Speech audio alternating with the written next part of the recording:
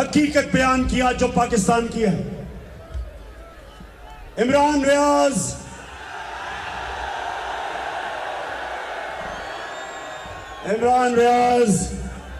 तुम्हें भी आज हम सलाम करते हैं कि जिसके दिल में अल्लाह ला इलाहा इल्लल्लाह डाल देता है वो उसके खौफ दूर कर देता है। वो खौफ के बुत को तोड़ देता है। इमरान रियाज, सारी कौम ने देखा तुम्हारे से क्या हुआ।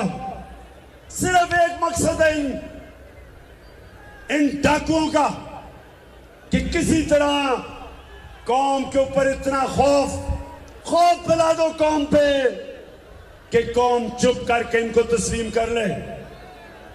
सुन लो तुम सब जो ऊपर बैठे हुए हो और ये जो सहाफियों के ऊपर जुल्म कर रहे हो, और ये तुम आज ये कि जरदारी जो इस मुल्क की 30 साल से बड़ी बीमारी है, वो आज तनाता फिर रहा है। नवाज शरीफ लंदन में बैठ के खाता जा रहा है और खुश हो रहा है कि इसका छोटा भाई जो एक बड़ा मुजरिम है और उसका बेटा ये आज इक्तदार में है। आज इनकी मरियम जो झूठों की शहजादी है,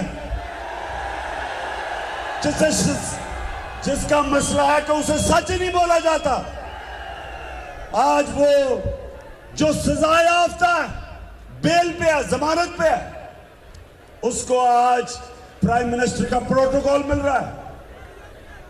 आज वो सहाफी जो अपने जमीन